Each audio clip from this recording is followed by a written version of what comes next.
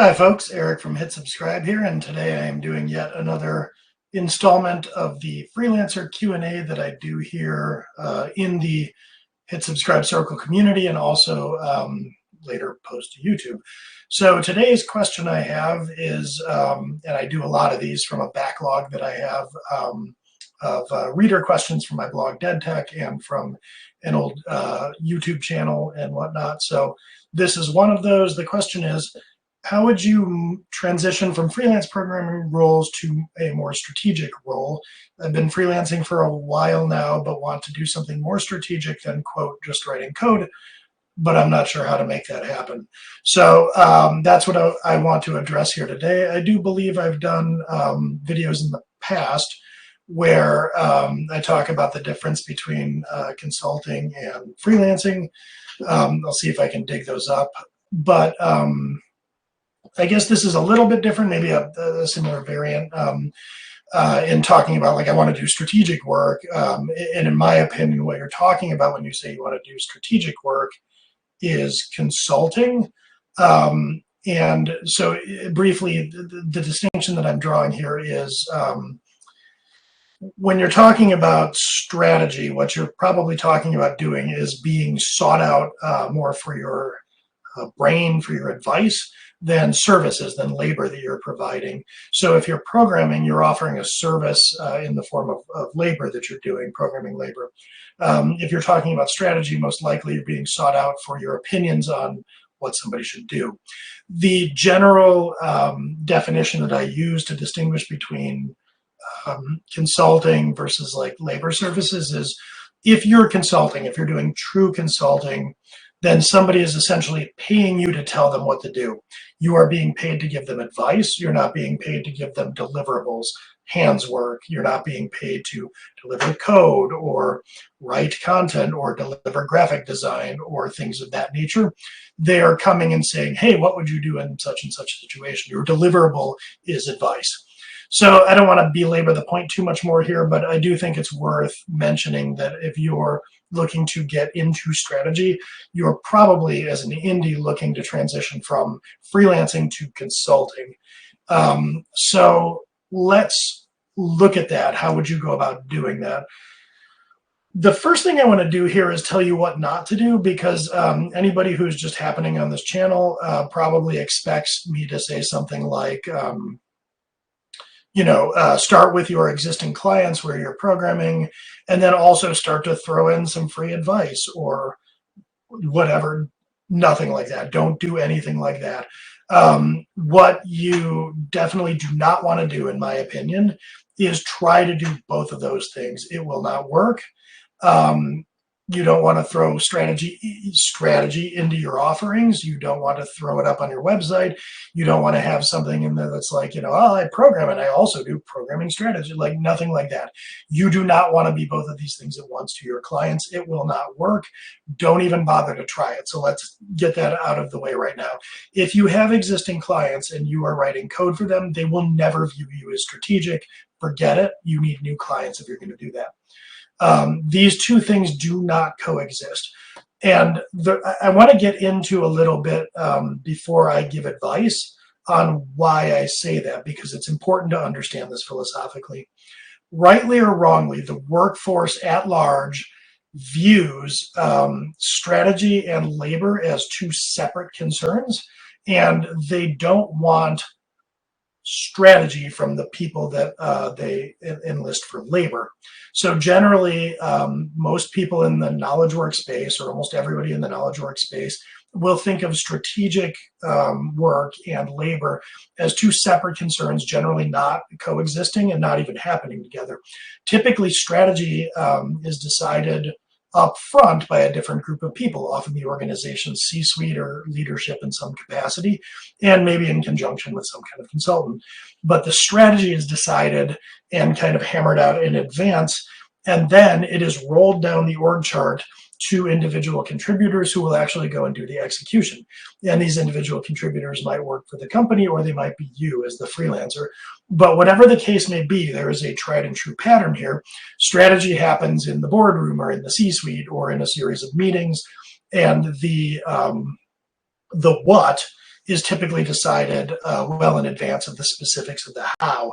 You, as a programmer, are being brought in once all the what is decided and the why and those particular things. You're just being brought in as implementation detail having to do with the how. And that is generally how the workforce at large thinks about these two concerns. So if you are being brought in when all of the important things have been decided and you're just being told to, write the C# or whatever, your opinions about strategy, the why, the what, etc., are going to be unwelcome, because those are decisions that have already been made, for better or for worse. And people who have made those decisions, or people who are presiding over this work, aren't super interested in going all the way back to the beginning and re-examining what they're going to do and why. It's just not the right stage of the project for that. And this is something I often think of when I'm talking to people, is you don't want to move things out of the done column and back into to do. And so because a lot of organizations will operate this way, because strategy has already been decided, it is now done. The implementation stage of things is what's going on now. That is what's in flight. So if you come in and start offering unsolicited strategic opinions, what you're really doing is moving something out of done and back into to do for your clients, and that is not going to be met with arms wide open, so to speak. They're not interested in that. So again, I want to emphasize, I'm not saying that this is right or wrong or anything. I'm saying this is by and large how the workforce views the relationship between strategy and labor. And furthermore, because strategy tends to pay more and to be more prestigious and everything else, there is also this built-in opinion that if you are a strategic player, you're probably not going to be doing labor. Why would you? You can probably sell, management strategy type consulting for $250 per hour or more.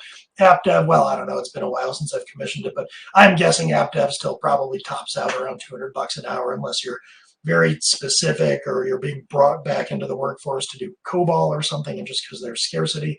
But anyway, if you are doing strategy and you're selling strategic consulting, that is going to typically command a much higher rate of pay than it would if you were selling labor services. So for most people's, or in most people's opinion, probably subconsciously, why on earth would you be doing labor if you could be selling strategy? Ergo, if you were qualified to be doing strategy, you wouldn't be doing labor. So again, this feeds back into people are not going to be interested in you, the laborer's opinion. Years ago, I wrote a blog post about this, and I think I used the idea of, imagine that, in some alternate universe, Leonardo da Vinci lived right now, and he was an absolute, master strategist, because of course he was. He's a master at everything, but he was also probably a pretty good plumber. Now imagine that you had a plumber come over while you were writing your code, and you had the plumber come over to work on a leak in your sink or something. And also imagine that this plumber was Leonardo da Vinci, and he wandered by your desk while you were programming, and he started to give you programming pointers. Would you say, "Oh, I'm glad you're here, plumber. Thanks for the advice on programming"? Or would you say, yeah, thanks anyway, please leave me alone, let me do this work. I'm the professional programmer, why don't you get back to doing the plumbing that I hired you to do? It would be that same kind of dynamic if you, the programmer, started, offering strategic advice about hey, we really should get more agile here or whatever. Most people would hear that and say oh, cool, I guess. Anyway, do you mind just writing the code? And I'm not interested in your opinion. So this is the landscape that you're operating again. And for the third time, I'm going to say, whether that's right or wrong, it's reality. And so you are going to be really swimming upstream if you try to come in and say hey, I'm a laborer, but I also do strategy. So don't do it. Now to transition into the rest of what I'm going to say here, I'm going to get into what I would recommend doing instead. And the specifics of what I would recommend here are really going to depend on your, risk tolerance and your situation. So before I talk about different options here, the first thing that you're going to need to do is conceive of some kind of strategic offering to bring to market. And I'll get into maybe what I would suggest on this front a little bit more later, kind of towards the end, to make it more actionable, what sort of strategy offerings I might or might not do. But just understand that before you really go any further with this, you're going to need to have some kind of strategic offering that you do, like a paid discovery or something. So you can't just start like doing strategy by having opinions about what people should do. Instead, you need to conceive of some way in which you're going to come into organizations and offer strategy. This might be a paid retainer of some kind where they can call you and ask you for advice. I've done things like this in the past. But, advice on what? So it might be how to run a project. It might be how to kick off a project, things like that. But let me put a pin in that. I'll come back to some specifics of how to brainstorm these offerings. But for now, suffice it to say that you need some kind of actual strategy offering, monthly retainer, or a paid flat fee engagement, or maybe you do value pricing, but you have to do something. You have to have some kind of offering that you're going to bring to market. Now, once you have conceived of this, even if you have never actually done it, the way that you're going to juggle this alongside of your current labor, there are a few different ways you can approach this. So the first one is going to be the riskiest, but probably the most effective, and I would call this ripping off the Band-Aid. Blow up your freelancer website, blow up your freelancer LinkedIn profile, or at least put that in your past. So, you freelanced from whenever to 2024, October, as of the time of recording. Now you have a new role where you do strategy consulting. Now you get rid of your old website and you have a new website where you do nothing but strategy consulting. Crucially, you do not write software. You do not code. You do not do individual contributor, technician, labor activities. You're done with that. Now, all you do is strategy consulting. You have your strategy website up, and you have an offering tier or a single offering, whatever it is, and that is what you do. This is the route that I would recommend going in a vacuum. Now, when I say in a vacuum, it assumes that you have runway and you don't have a mortgage to pay, or maybe you have a partner with a nice steady job. So it is going to be the most effective at getting you into strategy, but it is also super dangerous if you're paying the mortgage. So the next best approach, I would say, in terms of effectiveness, it's still, maybe riskier. Keep your keep your freelancing website and profile up and all that, but stand up a second separate website, market it separately, build a wall between these two brands you have. So one brand that you have is your consulting brand, the other is your labor and services brand, and you can juggle those at the same time, especially if you're rolling off of some of your freelance contracts and you need more of those and the consulting isn't working. You can still operate the labor brand, but I would start to try to make that less visible and only do that when you're, exercising your network or you really need business or something. But have a separate brand, a separate site, a separate everything for your consulting. You do not want to commingle those things. And you want to be getting as much visibility as humanly possible to your consulting brand, your strategy brand. That's really what you want to be leading with. That's what you want to be banging the drum for. And that's what you want to start to bring in business with. You maybe only send people your existing or old website when you're kind of desperate, or to people for referrals. If you have existing happy clients, they're going to know that site and be familiar with it. So maybe you're asking them for referrals and you're using that old site. But you want two separate sites. You want a moat between your old and your new, even if you are maintaining them at the same time. The much more common thing I think you're going to do, it's going to take longer and be more of a slog and less effective, but you could keep your same site and just put up a landing page or a separate offering for your strategy. Now, this is less risky. It's also less overhead and such, like you only need to maintain one marketing presence. But when you're selling strategy services, if people see that you also, as you, offer labor, it's going to make the strategy a harder sell. So it'll probably be much longer before you really gain traction with that. So lower risk, but more and more of a slog, and you'll kind of stand down the labor services as you stand up the consulting. And I think people pull this off. It happens with time, but it will definitely be slower. It'll be a harder sell. And those are the three main approaches that you could take. But again, I mean, so some people would say you could just offer, I think I threw this up on my site in a picture once of like Carl's coding and consulting. Like you can say like, I'm a laborer and I'm also a strategist, like actually have all of those commingled together, or have strategy be like a bolt-on offering that you put alongside of all of your other stuff. Again, I would not do that. It's going to be really, really hard to sell any strategy when you're selling it alongside labor. So basically, the more you separate those things and show them to people separately, or ideally don't show the labor stuff at all, the more luck you're going to have. So I would say go with the riskiest version of what I just said that your situation allows for, if your goal is to really get to strategy fast. So let me close out here by talking about what offerings, because I alluded to this before and I've made some notes, like what offerings I would and also would not do if you're looking to become more strategic, you're looking to consult. So the first thing that I would recommend is think about targeting companies for your consultative service that have little to no in-house application development capabilities.